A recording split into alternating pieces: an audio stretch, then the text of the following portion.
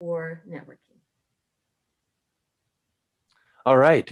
Well, my name's Anthony Pritchard, and I'm the meeting planner for BHS. It was my distinct pleasure to welcome Greg Aden from Aden Leadership onto our program today. Greg has vast experience and passion to develop strong and committed leaders. And his ability to elevate clients to see creative solutions for self-awareness provides a clear path to focus on efficiencies and results. Greg says that he serves organizations with 5 key leadership principles. The shifts allow for powerful relationships, efficiencies, and a higher profit margin.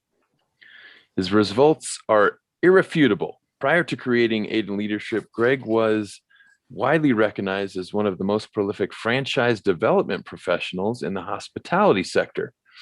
Throughout his career, he learned the benefits of a serve first and lead second philosophy.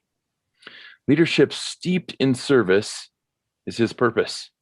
Outside of his work, he shares his life with 2 sons, Brooks and Jackson, which he knows is his most important leadership role. Greg will guide you to step out of your comfort zone, to grow as an empowered leader. You'll be challenged to think differently. Are you ready for the next step in your role as a leader? Please help me welcome Greg Aden.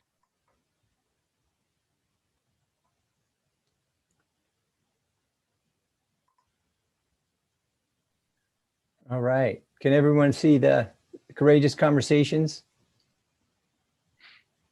Slide? Yep. No, not up yet. Okay. There we go. How about there? Okay. Anthony, thank you. Rochelle, thank you. I appreciate the opportunity to be here this morning, and I'll just jump right into it. I was in hospitality for many years, was in development, in sales, etc. A lot of conversations around what other people wanted. I got really comfortable asking and becoming curious as to what someone wanted. And then as I developed Aden Leadership, my second question became, what are you willing to do to get there? It's one thing to be curious. It's another thing to be in a position to help someone move from where they are to where they say they want to go. Not what we as coaches tell them they need to do, but remind them, this is what you want. How may I serve you? And servant leadership has been incredibly important to me. And I believe, and there's all sorts of words before the word leadership that are out there. But I believe the only leadership for us to focus on is to serve someone first and then lead them. And I believe BHS is all about that as well, especially when you talk about empowering and educating and connecting and doing it in a way that is good in spirit and no ego. And I know that spirituality is different than spirit itself, but if you look at the distinction between ego and spirit, I come from the latter. So with that, I will move on. Courageous conversations is important. It's difficult to understand, but it's fun. It's fun because if you have courage and you want to have courage in your conversations, you will begin to recognize how more effective they are. But again, it starts with something that I believe I understand, and that's to be curious and have intention around what it is you want to accomplish in this conversation. And I'm not talking about a text that says you're running late or an uncomfortable conversation with a son that spilled his milk. I'm talking about something that is ultimately going to have a significant impact on someone else's life and or your relationship. As a leadership coach, you can imagine that I'm always being asked, how will working with you make us more productive? Well, the conversation is all about being productive and without judgment. And I will tell you, as a man talking to a wonderful group of human beings, having a conversation without judgment is not easy. And it's something that as a professional and a human being, I work on daily. Leadership, in my opinion, if we can get better at having these conversations, some of the things you'll learn this morning, you will become a better leader if you're paying attention to what others are saying. The real challenge is we're not comfortable. We hide, we're afraid, we procrastinate, we put it off. We tell ourselves it's important, but we don't act that way. And frankly, it's hypocritical to say that you want a good relationship, but then you don't have the courage or the interest in asking the questions. The other real challenge is we avoid. We just continue to say to ourselves, I'll get to it. Meanwhile, the relationship is struggling. Or you say, hey, Jim, or hey, Susie, will you go tell Greg I don't like that blue shirt? I don't have the courage to tell him. Or whatever the issue is, we delegate it, and that's not having courage. And I want to say at this point, I'm not asking you to consider eliminating fear, because fear is real for some people. But you all know that all of our conversations and all of our thoughts come from two places. It's either fear or love. What say you? Where do you want to come from in some of the most important conversations you'll ever have? From fear or love? And I believe if you're courageous, you can eliminate the need to come from fear, and then you're left with the best option, that's to come from love. I'd like to ask you to consider 4 shifts. Focus on one of them that automatically resonates with you. But in courageous conversations, if you have more empathy, you select your language more intentional, you eliminate unnecessary emotions, but you're in check with your emotion. And then, as most of us have heard, if we've ever been to anything around communication, how do we listen and why? So we'll dive into those one by one. And then my promise, not my guarantee, but my promise to you, if you make these shifts and you significantly show up in a way that you've never shown up, not only for self, but others, you'll have more confidence, you'll get to more agreement, and I believe you'll get to more agreement quicker. You'll have improved relationship. It's easier then for you to resolve conflict. We'll talk about conflict as well, but it is a necessary evil, so to speak. Nothing is going to be perfect in our lives. There is going to be stress and conflict. So how do you resolve it? That's the question. And then back to productivity. Most companies want to know, how can we be more productive? Well, guess what? It starts with choosing our word, having conversations that mean something, and being courageous. And that's why we're here. So shift 1, it's all about empathy. Understand where people are coming from. The pure word of empathy is a next door neighbor to humility, which is one of my 5 principles, as Anthony alluded to. And they are, by the way, integrity. I am my word. Accountability, responsible for all our words, our thoughts, our actions. Courage, passion for a vision, your vision, the team's vision, the company's vision. I don't mean just being excitable. And then the 4th is humility. And leaders and parents, we struggle with courage and humility more than anything, because as leaders, we have an office, we lead a team, and we've gotten here, we own this, and we believe that there's nothing else to do. Well, you're just starting. So have empathy. This is an empathetic, I'm listening conversation. I have no idea what they're talking about, but it's clear that someone is interested in the other person. That's what I'm talking about. And when you understand humility and empathy, and you understand the difference between, or the distinction or the connection between discipline and love, and put your parenting hat on for a minute, or put your relationship hat on for a second. We're not here to manage people. By the way, leaders, you don't manage anyone. You lead people, you manage process. There's no rulers. I believe that left this earth many hundreds of years ago. And when you please, when you overlove and under discipline, again, your business with your kids, not mine. But when you please them and appease them, you're not asking them to grow. Supporting is good. It's average. I don't think anyone on this Zoom today wants to be average. So focus on elevating those around you. Leaders and parents, if you ask your kids, how can you be a better leader or a better parent today? If you get nothing out of today, practice that question. It's amazing the results you'll have. Shift 2 is simply to choose the right language. Are you telling? Are you asking? Are you recommending? Is it coming from a place of heart? And how are you going to behave? The whole thing I believe in is our language, our behavior, and our relationships are the key to everything we do. But it starts with what it is we're saying and how we're saying it. And this is not an example of good language or good behavior. You've seen this person before. You've either been him, or you've worked with him, or you've avoided him. This is not effective communication. This is not empathetic. Similar to the other slide I showed you, that the focus on others' interests and not your own is a big part of what we're talking about in courageous conversations. Again, we don't want to avoid, we don't want to compete, and there's that appease word.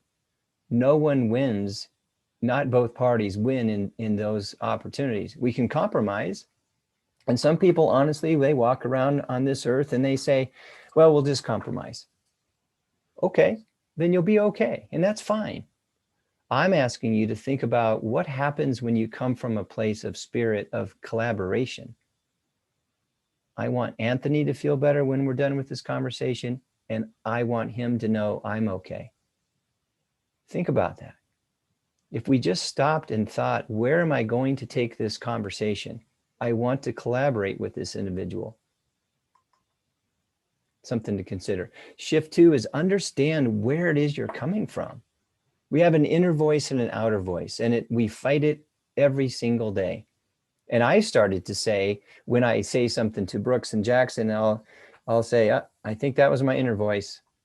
Does it need to be said? Understand where it's coming from and why it's important. But the other person doesn't necessarily need to hear it. Emotions can trigger all sorts of unnecessary words and actions, and it's not going to be a productive conversation. And this has been all of us. Whether you work for yourself, whether you work in a large organization, you're already overwhelmed, and that's up to you. If you want to be overwhelmed, that's a whole nother series of conversations. But we get emotional and we don't express it. And there's a lot of opportunities here. And there's this, I could go on for 10 minutes on this particular slide, but when we hold in our emotions and we don't process them, things start to explode inside of us, or they come out in a way, or you say things in a way or a tone that are not necessary. And most of us end up saying these words later: I am sorry. So language and behave in a way that eliminates the need to say I'm sorry. It's not too late to make it up, but what if we were conscious about avoiding language and behavior that would require that? Shift 4 is one of my favorites. It's really listening to understand where the other person is coming from. Hey, leaders, I have a secret for you. It's not about you. It's about your followers. It's about the people that are watching you and listening to you. And if they're 12 and 10, so be it. If they're 35 and 37, it doesn't matter. Followers are followers. And leaders, we have an absolute beautiful opportunity and it's an honor and a privilege to lead. So behave that way and listen to the person following you so they feel seen, heard, and appreciated. Active listening is everything beyond the words and beyond what you're actually saying. It means, are you listening, and with your eyes too? When's the last time you had a truly intimate, vulnerable conversation and you found yourself just looking into the eyes of the person speaking with you because you want her or him to know they're important to you? Or are you on your phone, not being present? Are you looking around and not even paying attention? Tell me that's a good way to have a conversation. And I'm big on agreement. And again, a whole nother exercise, but if we focus on expectations, you'll either get your expectations met or you'll be disappointed. Listen to get an agreement. What is it the two of you want to accomplish? What is it the two teams need for us to work better together? You can see where courageous conversations can have a huge place in your life and your business. When you talk, you're only repeating what you already know, but when you listen, you just may learn something new. And this gentleman had a lot to offer a lot of us over our years. So in general, what I'm trying to give you is you can be more confident and prepared. You can have more agreements. You can resolve conflicts. You can have peace of mind. You can be more productive. But for today, I want you to believe it's possible. If you spoke differently, you listened better, you were more engaging, you were more humble, and had more empathy, I guarantee you'll have better relationships. It's just impossible not to. So I bring to you 3 tools today, and I want to buzz through these quickly. Again, each of these could have their own seminar, webinar. So there's 3. There's a ladder of inference, there's triggers, and there's focus on interest. Ladder of inference basically says that big pool of data down there where everything in the universe is available to us. And your universe might be your desk. Your universe might be your library. Your universe might be Google. I don't know. But somehow, some way, we select the data, we come up to an assumption, we make a conclusion, it supports our belief, and therefore we take action. The question is, where do you go to support your beliefs? And where do you go to have a courageous conversation? Because if you're just trying to be right, it's just a big old loop. But if you want to be better with your conversations, you want to be more courageous, you want to be everything we've already talked about, consider selecting data from a different source. And don't assume, and don't just jump to conclusions. You can change your beliefs if you want to. And that's hard for some. You're perfect, just look at you. You're the smartest person in the room, just ask you. I say this with tongue in cheek, but that's how some people show up. And they're not being courageous because A, they don't want to, and 2, most people just don't know how to. There's a tool here called the ladder of inference, and if anyone's interested, I'd be happy to walk them through it. So we think about this in 3 parts: the facts, the assumptions, and the unknown. And in my opinion, if you're listening and questioning to find out what you don't know, but you're asking questions to find out what you don't know and not to judge, be really careful. Don't do what I have done many times in my life and in my relationships. I ask why. I believe inside I truly care about this person, and I'm just curious, but it comes off as judgment. This is a hard one to nail, I'll be honest with you. Why are you always anxious to criticize me? I just think I have a knack for seeing other people's faults. What about your faults? Well, I have a knack for overlooking them. This is a fundamental error in the way we behave because, again, we believe we're queen and king. We believe we know it. We are coming from a place of ego. And ladies and gentlemen, there's no place in a good relationship for too much ego. Think about coming from a place of spirit and what would happen. The second tool is trigger. Everybody gets triggered. And again, when I share this with organizations and we go through these in great detail, I ask them, what are your triggers? I don't know. Well, what happens when you get upset? Boom, boom, boom, boom, boom. What happens when your spouse or your kids or your leader or your followers get upset? So the point is not to just know your triggers, but we want to know what triggers everyone else. And as I flash through these, I want you to identify with a couple of these, write them down, and later today or whenever you have an opportunity, ask yourself, why do I allow myself to get triggered?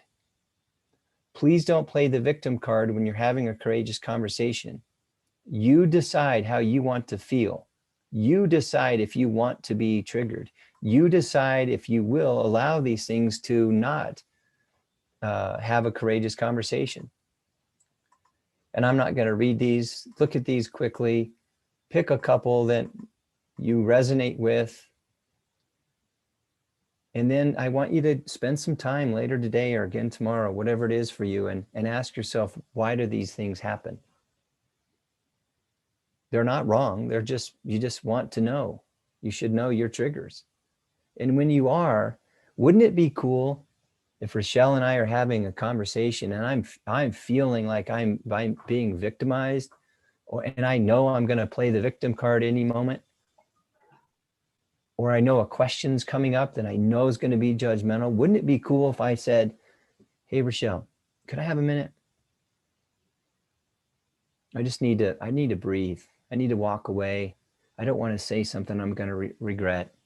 I care for you too much for, anyway, whatever it is, it's okay to slow the conversation down, because if your heart is beating out of your chest and you know you're going into those bad patterns, and I'm getting ready to judge a beautiful individual that I say I care about, I'm sure Rochelle is going to say, yeah, take as much time as you need. Unless she's this person, where are you? Why is this late? Where's my budget? How come the numbers are wrong? Why do you let Anthony do this to you? Now, I can play act all day, but this is what really happens. But we do it like this. We text and think it's a courageous conversation. We send an email and hit send and we think it's a courageous conversation. That's not communicating. That's letting someone know that you want coffee instead of hot chocolate. That's telling someone that you're working on something. That's not what I'm talking about. Courageous conversations do not happen over email or text. Get over the need to find out how important you are and start thinking about how important your relationships are.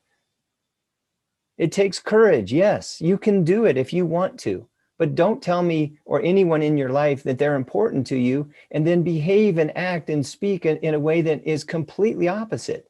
You're going to look like an absolute goofball. And your 10 and 12-year-old sons are going to figure you out. And they're going to ask, Dad, are you with us? They're saying, are you going to be present sometime in the near future? Because we'd like to have a conversation with you. You don't Greg, we have have a question when you're ready. I'm ready. So Anthony asks, does that work also when you recognize the other person in the conversation is being triggered? Absolutely. And great question, Anthony. Be a leader and ask. Greg, do you need a minute? Pause. Yeah. Because what's happening in real life, just like when you're on stage or anything else, it's not going nearly as fast as you believe it is in your heart and your mind. Yeah. Thank you, Anthony. I appreciate you allowing me to take a minute. No, seriously. No. I now see someone that has empathy and is demonstrating humility for our relationship, not just the conversation, but our relationship. He cares enough to say, Greg, it looks like you're having trouble with this. Mhm. What can I do? Yes, ma'am. Greg, we can use the same thing. So obviously we're talking to people, our followers in multiple streams, right? Not just in the office, but a lot of social media. Yep. And sometimes people put something out there that they know is going to trigger just to promote conversation. But that's a lot of response and a lot of taking on that yourself. Is that something that you teach? Absolutely. And I would share this for the purpose of time. Engage where you believe it's important. Do not comment, do not participate in conversations that will only lead to regret. If you want to be popular and you need to, then I ask yourself, I'd ask all of you, focus on what it is you want, not what you need.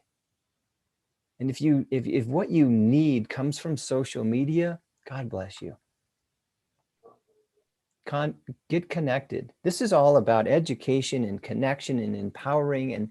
And I believe we've gotten so far over our skis relative to what we need to say here, and here. And The followers, the fans, are they real? Okay. I prefer to have real relationships, real conversations, and at times I announce this is going to be a courageous conversation.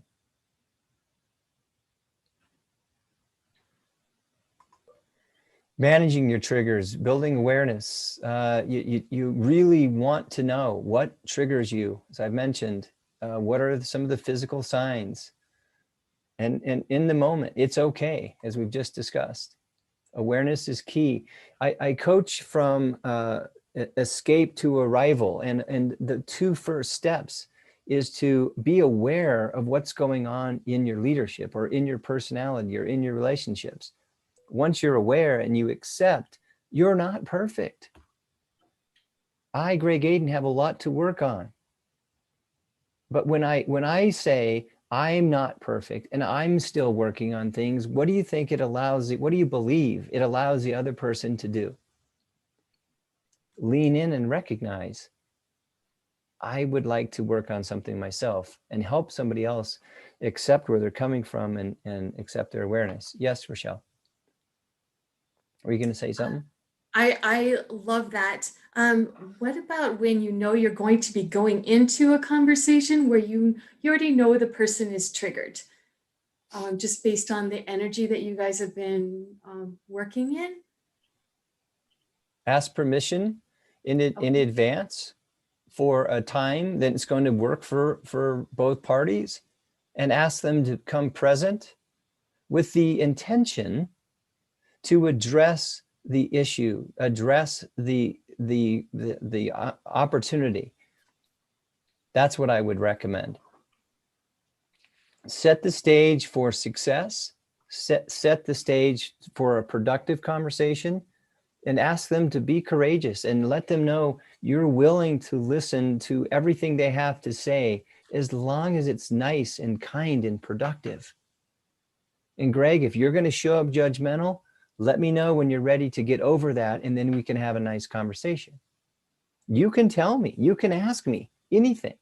Courageous conversations, by the way, are not only for the difficult ones where there might be conflict. Imagine if you really want to ask somebody something, a proposal, for instance, which I recently went through. You want someone to spend the rest of your life with you? Don't you think that's a courageous conversation? You need to prepare for the good and the bad with your heart, not your head. We spend so much time up here, and it's just, again, I appreciate your initials after your name, whether you're a doctor, a lawyer, a real estate professional. Again, congratulations for all the education and the hard work you put in. But when it comes to relationships, I don't care. I don't care what your title is. Just show up with humility. We have patterns, know them. Your patterns come from two people, and they're no longer responsible for how you behave. I think you can see, you believe what I'm saying. This is one of the best slides I've ever seen. Viktor Frankl is an absolute genius, was way ahead of his time. And he says, between stimulus and a response, there is space. In that space lies our freedom and our power to choose our response. In our response lies our growth and our happiness. It's our choice how we decide to respond when we're stimulated, when we're triggered. You don't have to go bat, you know what, crazy. You don't have to point and yell and walk away and slam a door and say cuss words. Just breathe. It's beautiful.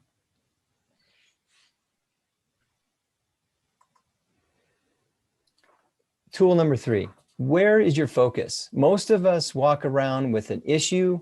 I have an issue, I have an issue, I have an issue. My position is, I'm going to make sure that Christopher knows that this is where I'm coming from, and this is where I'm coming from, and this is where I'm coming from. Well, keep on coming from where you're coming from, and you're not going to get where Christopher and you really want to go. And that's a common interest. Why is that so difficult? It goes back to some of the things we mentioned earlier. We're coming from a place of ego.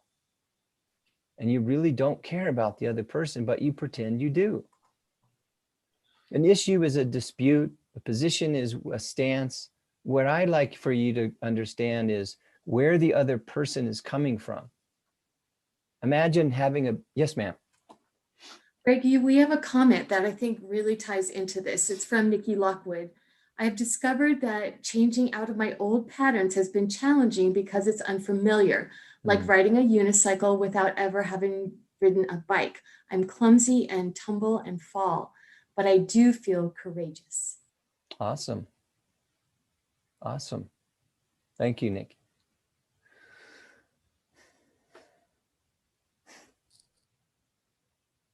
When we feel courageous, we feel empowered. When we feel empowered, we want everyone else around us to grow. Think about that for a second. So when we have this beach ball in front of us, and we all know the variety of colors, but if I'm looking at red and yellow, and I'm trying to get Rochelle to understand red and yellow, but she's looking at blue and green, I'm going to go, wait a minute. As the leader in this conversation, I need to find out where where Rochelle's coming from.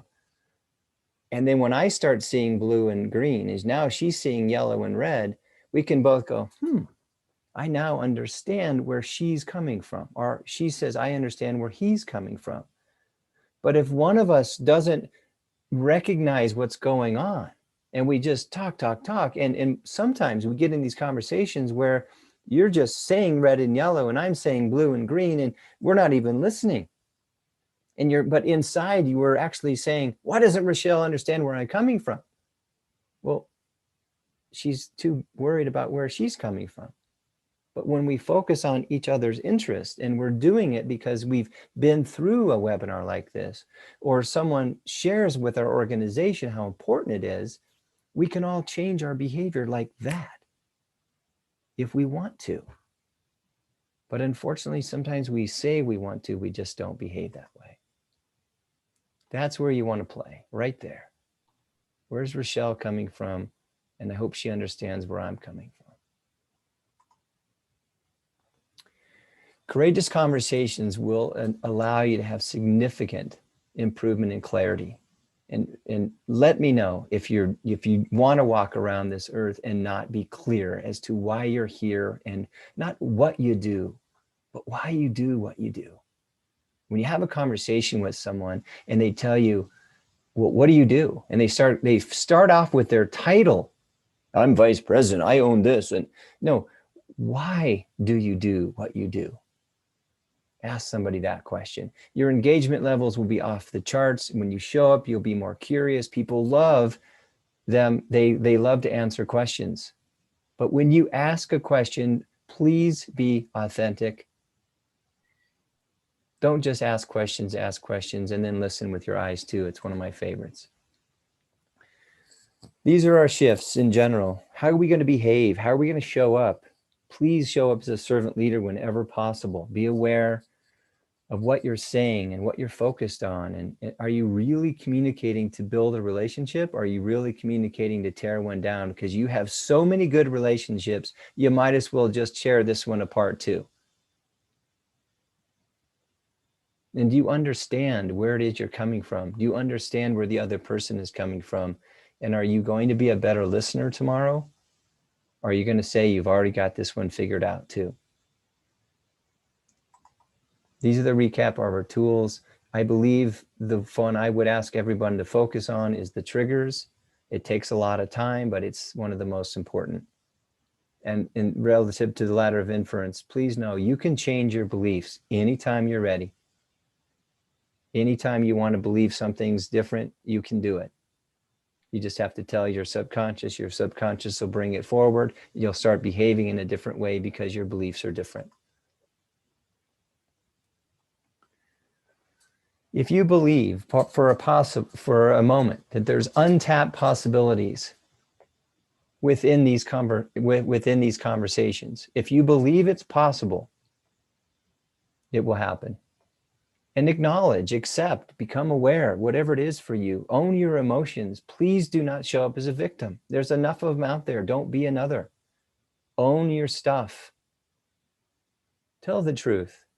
Ask yourself when you're having a conversation, am I really telling the truth, or am I just telling a story because I want to look good in front of the 3 people I just met?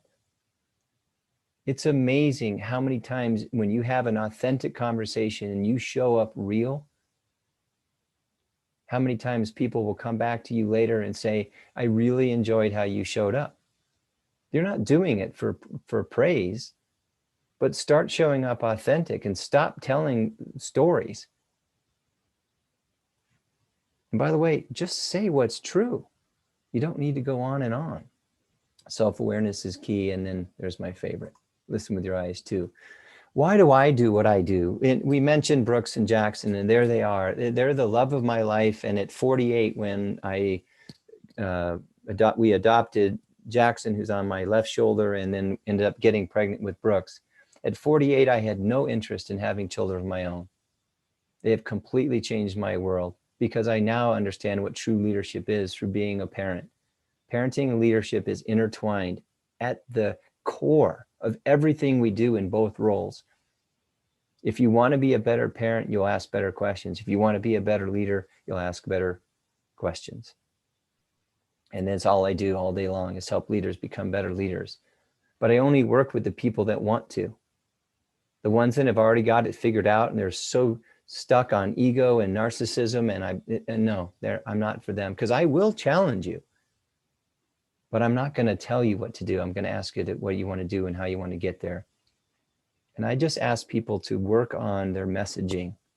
Who are you? Why do you do what you do? And then when you get in front of the right people, great things happen.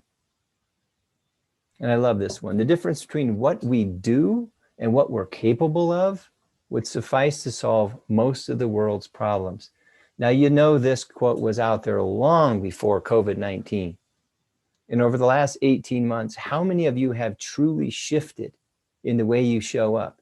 How many people have really shifted in the way they communicate? And how many of you are still blaming something that you cannot change by yourself? But what you can change is how you show up in conversation. And my ask, are you going to be more courageous tomorrow? I don't know. I don't know.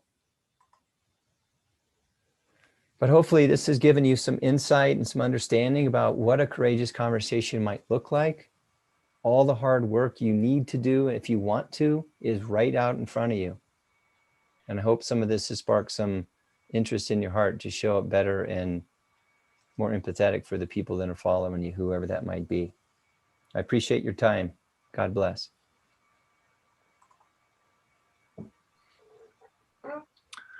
Fantastic. Greg, thanks for that presentation for our group today. I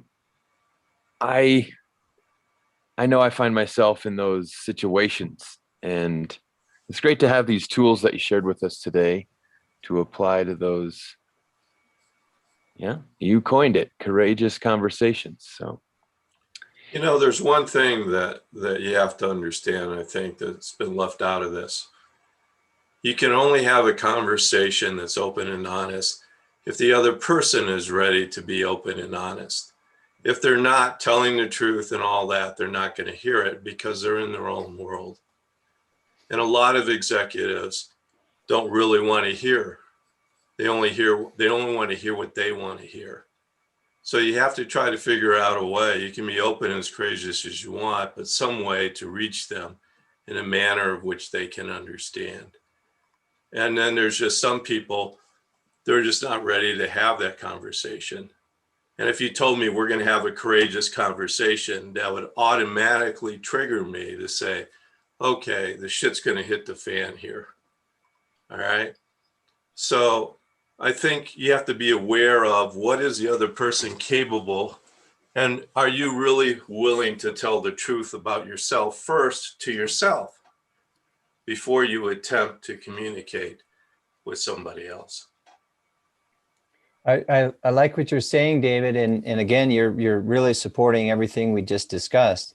if you're willing to own who you are and what you want out of the conversation, whether it's your boss or not, yeah, some people aren't ready, but we need to invite them if we want it. And you can put the word courageous, or you can just say important, or you can solve or resolve conflict anytime you're ready. And if the other person isn't ready, what's one thing that we can do? We don't want to impose our will on anybody, whether they're our boss or kids or our neighbors or a spouse. We have to ask them. We need to invite them. And if they say, I'm not ready, I'm not ready, I'm not ready, and it's truly important to the success of the relationship, then what might you do? And I'll just open it up. Because if we avoid, which I did mention, if we continue to avoid the conversation that this relationship needs, how is it going to get better?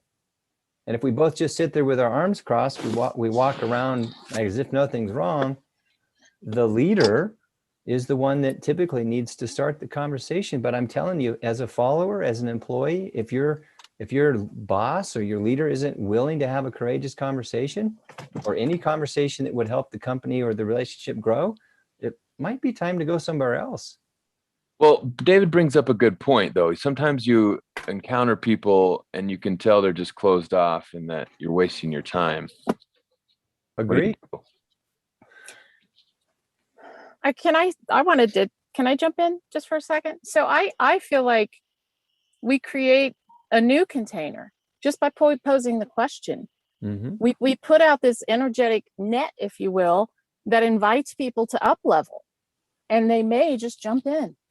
You don't know unless you are courageous enough to try. And I think, I think we make a lot of assumptions about what we think we know about people and what they're capable of and where they are. And they may be just looking for a window of light. And you might be the one that kind of does that for them. So yeah, I don't think I want to go into an interaction assuming that I already know everything there is to know about the other person. But you just mentioned the key word. If you're not curious enough or care enough, whatever your word is, to think that this, or believe actually that we need to try something new. Mm-hmm. But Alice, you bring up a great point. Who in the relationship is going to offer an opportunity, as you call it, a container? When you offer a new container to somebody, you're right, they just might. And timing's never perfect. Come on, guys, we know that. But at some point, unless somebody does something different, nothing is going to change. My invitation is, I'd like that to be you. I think you can control how you're going to react, because quite honestly, in corporate America, a lot of executives aren't listening. They have their own way of thinking and they try to run right over you, basically.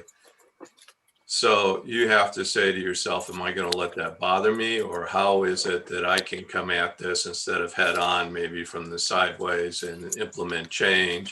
How I can do that with myself and my own team. The larger the organizations you are, the harder it is. And to be honest with you, most of our communication today is not honest. It's telling people what they want to hear, what we think the story is. If you look at our politics and all the other crap going on today, people aren't listening to each other. So to be open and honest, you have to be willing. And if they're not, you have to be okay with that with yourself and say, these people aren't ready and I can't have this conversation. Mm-hmm. Or if I'm in a subservient role in a corporation, how much am I willing to risk? Because I already know how some of these people are going to react because I've watched other people do it. And if I told a friend climbing the corporate ladder, which I used to do, I said, if you really want to get there, you got to take some risk and you have to be prepared. It may or may not go your way. But if you really want to be a leader, when do you take risk? And so you have to analyze that for yourself. And no matter what you do, you take the risk, you don't take the risk. Are you comfortable with your decision? And I think that's what's missing. It's responsibility for yourself first, how I feel and react. I cannot be responsible for somebody else, how they feel and react. Mm-mm. But I can make myself aware about what I'm saying and how I'm saying it to them. And it may or may not work. Well, you mentioned corporate America, and I would say that aside, and no place for politics. We all could have our opinion, and we never get anything accomplished. And oh, by the way, I just described politics. But corporate America is in place for one major reason, and unfortunately, it doesn't include creating better relationships. There are companies out there that are fantastic in this area, and we can go on and on about the good ones. But when people are focused on the bottom line, profit margin, et cetera, yeah, all sorts of people get run over, and it's not right. My point is, own who you are in every conversation. That's simply the message this morning. And it does take courage and it does take risk. But as leaders, and I believe I'm speaking to a group of leaders this morning, because you are, it's irrefutable to say I'm not a leader. Well, no one reports to me. That doesn't mean you're not a leader. You lead yourself, and you lead a team, you lead a family, you lead an organization, etc. Yeah, show up differently. And I guarantee you, when you show up differently, and to your point, sir, you start telling the truth like you've never told the truth before, you just might encourage and empower others to speak up in a way they've never spoke up. And will it risk your job? Well, that's a whole nother seminar. Yeah, there's always that possibility. But appreciate your comments. Dee Dee, were you going to say something? Oh, yeah, I love your message. And I was thinking about my work with the preschool children before. I would talk to them about being a leader, and I would ask them, who are you leading? And you just said it. You're leading yourself. You're following the North Star. And sometimes others will follow you. And that's just a benefit of true leadership when you're in your heart space. And the other thing that came to mind was Marianne Williamson talks about everything is through the Course in Miracles work that she does, that everything is really either love or it's a call for love. And so when you're in those difficult situations, sometimes it has helped to remember that and notice maybe my 17-year-old is just asking for love in a way I might not be recognizing right now, or that other person across the table who's, having a challenge, being courageous. And just by the example of being that light, we spread it. That was what was coming to mind. Thank you. Dee Dee, I want to share that what I've learned from my newest relationship and the love of my life is she told me early on in our relationship, and you can imagine how much I've even shifted since, but she said, would you please try and see the best in everybody first and let them disappoint you, but at least show up as if you believe in the best of them. And gosh, dang it, that was some of the best advice I've ever heard. Thank you. I absolutely love that. Thank you, Greg. We're down to just our last couple of minutes. Do you have any wrap up that you would like to do? Own who you are. Breathe. Take a moment. Don't try and be right. And I'm sharing this as a 58-year-old man. I recognize that when I try and be right, I'm not listening. I'm not showing up from a place of heart.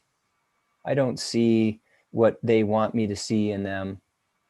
So come from a place of spirit, come from a place of love, recognize when you're fearful, recognize when you're triggered, and just take a breath.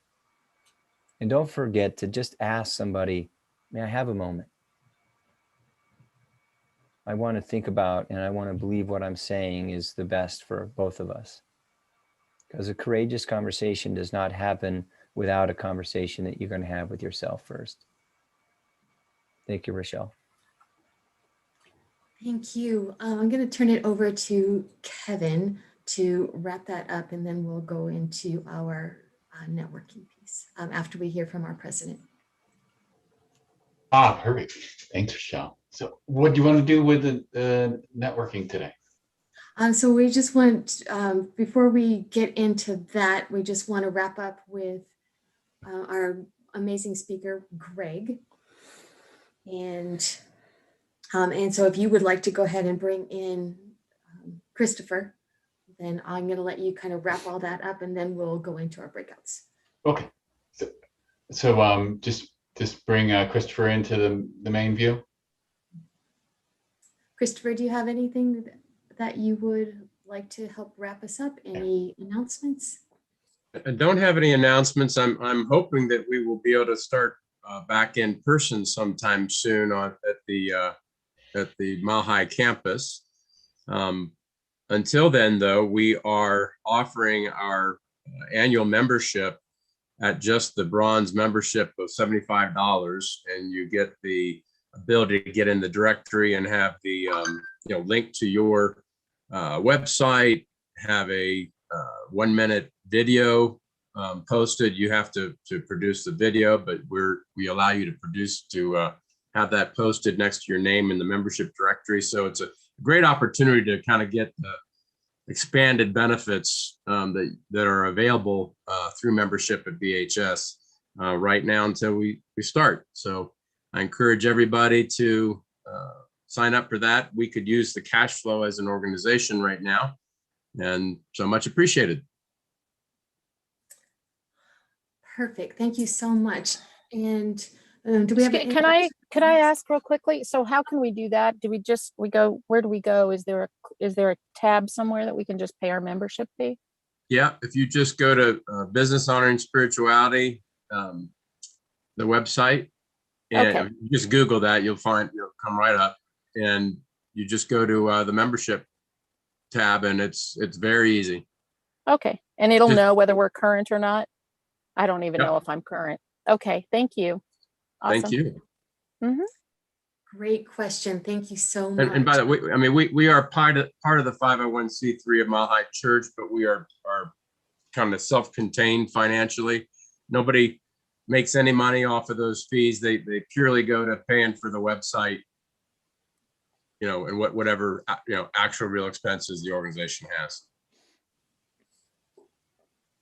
Awesome. Thank you so much.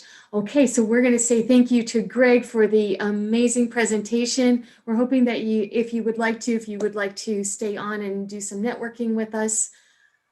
Do you have any kind of offer that you would like to extend to the membership here? Sure. Like I said, maybe I wasn't direct enough, but anybody on this call today, if you want to discuss anything, you want to dig deeper into any of these topics, you can contact me directly. If it's okay, Anthony, if I give them my email. Yeah, that's fine. Pop it in there. You bet. It's greg@aidenleadership.com. So it's my name, Greg @Aiden, my last name @aidenleadership.com. And that's my email, or you can just go to aidenleadership.com and send me a note. I'll set up some time, and would love to hear from anybody who wants to talk about the topic or anything else regarding leadership. Frankly, I'm here to serve. Wonderful. Thank you so much. Okay, we're going to go ahead and Anthony, do you want to introduce our next speaker for beginning of June? Yes, our next speaker is Kathy Basel. I think she may even be on this broadcast now. Kathy, would you like to introduce your topic for 2 weeks from now?